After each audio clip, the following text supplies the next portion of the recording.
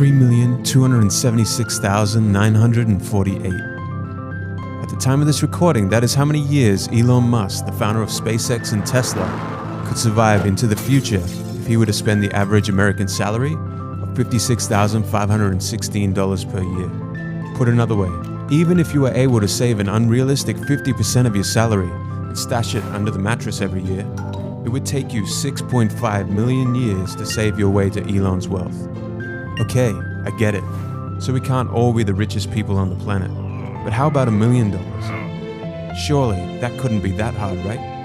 Well, let's say you're the average engineer earning $80,000 per year. It would take 16 years just to earn $1 million. But that doesn't include rent, food, cost of living. And if you diligently and consistently save 10% of your earnings, it would take 156 years to save your way to $1 million.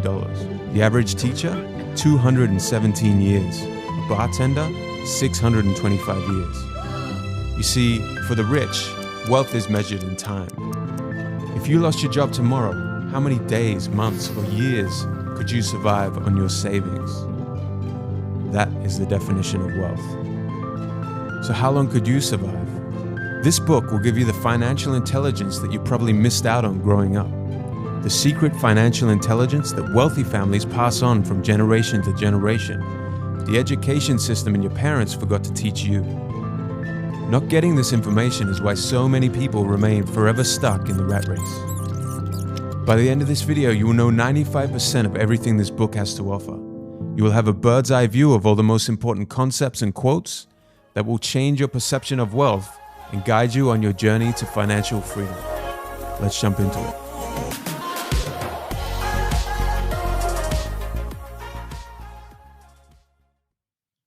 Rich Dad, Poor Dad. The story of two fathers. One has a wall full of degrees and diplomas.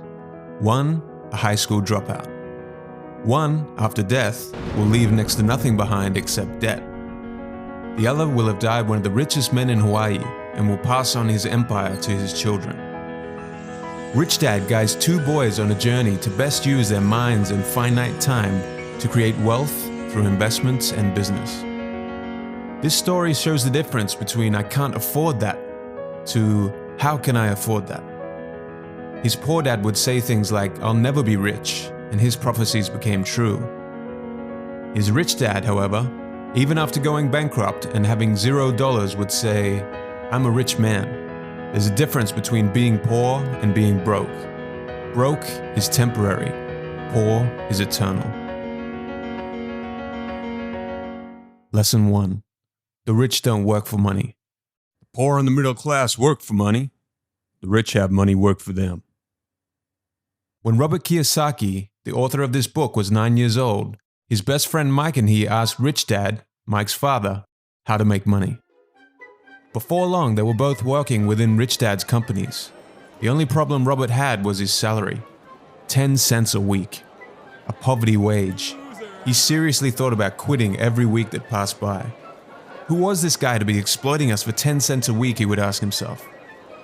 It was at this moment in time that Rich Dad gave them their first lesson on the topic of money.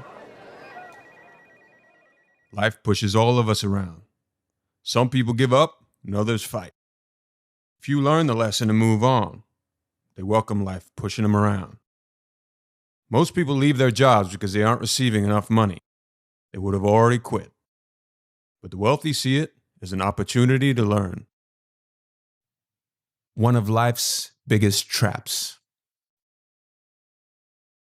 They work very hard for little money, clinging to the illusion of job security, 3 weeks vacation, and a skimpy pension. People's lives are forever controlled by two emotions, fear and greed. Here's how the pattern goes. Your fear of not having money motivates you to work harder. Then the paychecks begin, and your desire and greed for new cars, new products, new shoes and clothes begins. You want more things, so you work harder for that promotion. Then the pattern is set, and you're stuck in it. You get up, you go to work, you come home and you pay your bills. Your increased earning leads to increased spending, and this is the rat race. To break the boys out of the 9-to-5 mentality driven by fear and greed, eventually Rich Dad cut down the two boys' wages to 0. Robert didn't dare tell his poor dad that he was working for nothing. What's the matter with you? They began working solely for the knowledge, and Rich Dad forced them to think of ways to start generating their own income. Where was I? One day, 2 older comics were left lying around one of Rich Dad's stores, and this was the inspiration for them to open their first business. They recovered the outdated comics, opened a library in their basement, classmates paid 10 cents for entry, they paid the sister a wage of $1 a week, and before they knew it, they were earning $9.50 a week without even needing to work. This was the beginning of their journey of not working to earn money, but making money work for them.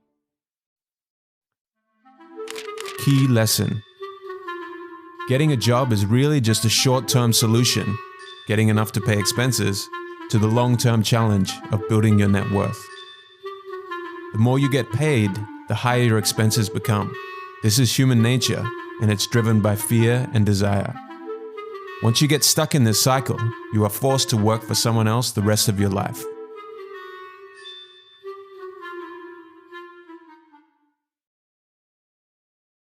Lesson 2.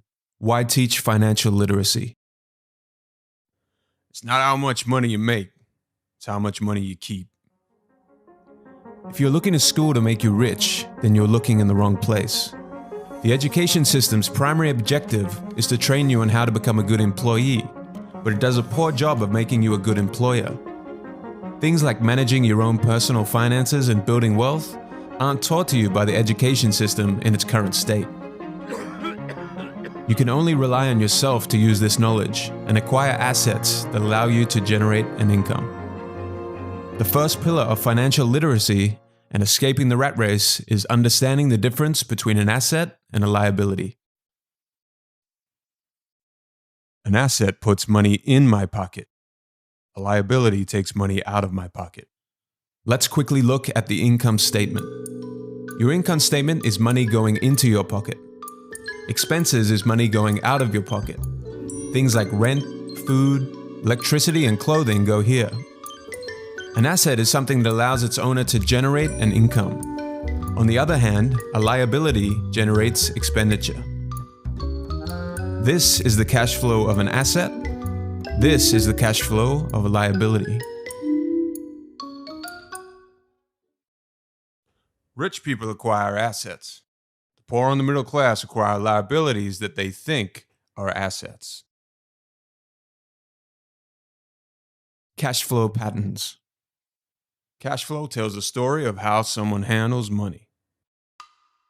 This is the cash flow of a poor person. They have a job, they get a salary, they use all their salary on expenses, and they usually live from paycheck to paycheck. This is the cash flow of the middle class. They have jobs, they get a salary, but most of their money is tied up in liabilities and expenses. Home loans, car debt, credit card debt, mortgage repayments, and taxes.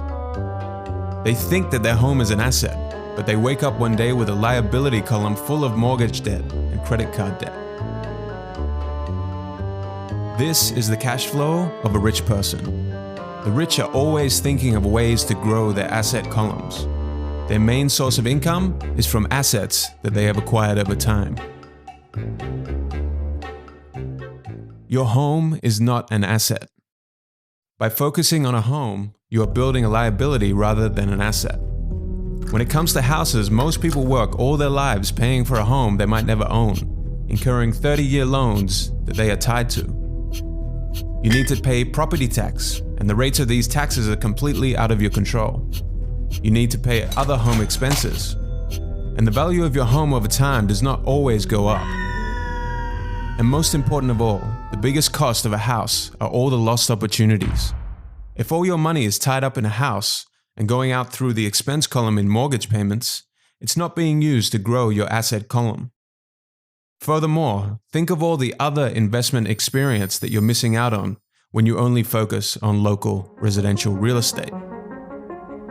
Here are some examples of real assets. An apartment, which generates monthly payments from a tenant, and the repayments allow you to repay the loan repayments on that property.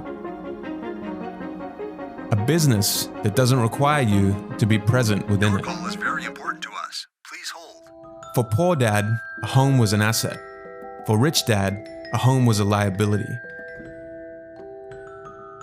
This is how Poor Dad's income statement looks. Take note of the inflated liabilities. And this is Rich Dad's income statement. Over time, he has grown his asset column. Most people fall into this trap all the time because they are financially illiterate. They don't understand the relationship and differences between the balance sheet and the income statement. Why people struggle.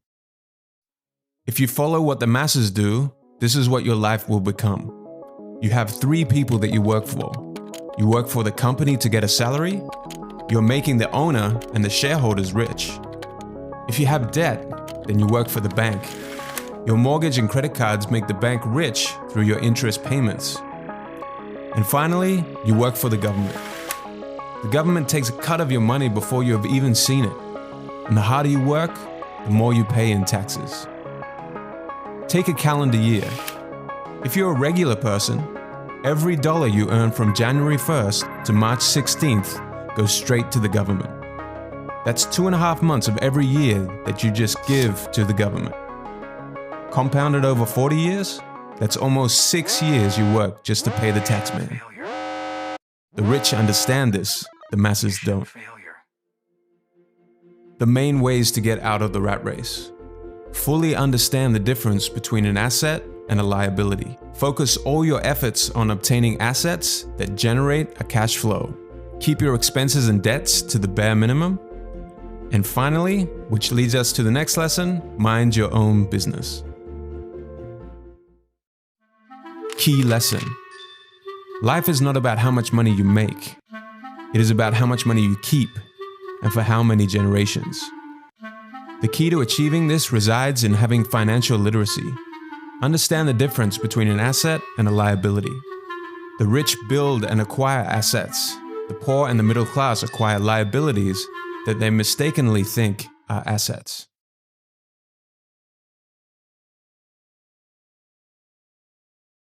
Lesson 3. Mind your own business. The rich focus on their asset columns, while everyone else focuses on their income statements. Robert Kiyosaki's first professional job was far from glamorous. He was a photocopier salesman for Xerox. Using the wages he earned, he invested into apartments. And after just 3 years, the revenue he was generating from his investments outpaced his salary. It was then time for him to leave Xerox and look after his business full-time. So what are some real assets you can begin focusing your attention on? 1. Businesses that do not require your presence to operate.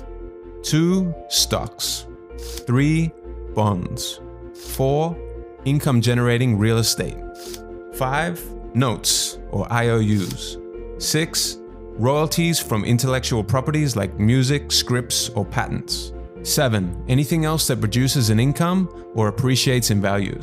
Things like cryptocurrencies, websites, YouTube channels, etc.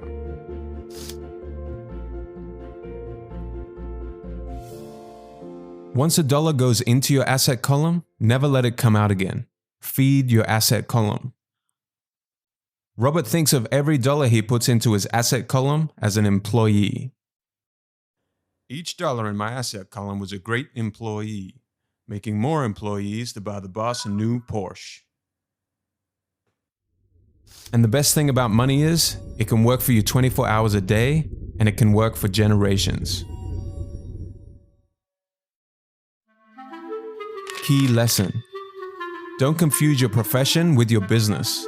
The middle class focus on their profession, and as a result, they spend their entire lives building someone else's business. The rich, on the other hand, focus on building their own businesses. Your profession focuses only on the income section of your personal income statement. Your business revolves solely around the asset column on your balance sheet.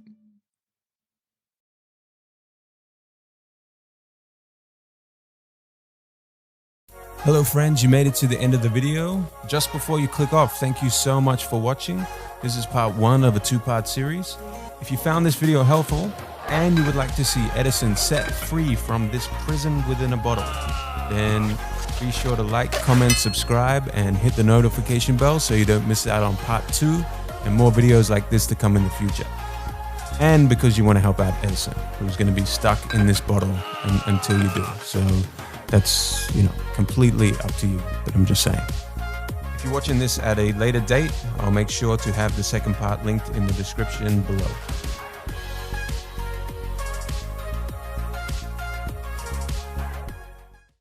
And watching. Share this video with someone you care about. Help us inspire 1 million people to get past their give up point and win with these quotes and stories of inspiration. Click the like and subscribe buttons. Also click the bell icon so you are notified of new content. Consider becoming a Patreon. Your donation monthly can help us inspire millions of people around the world. Link is below in the description. Now, here are a few more videos that will definitely inspire you to win.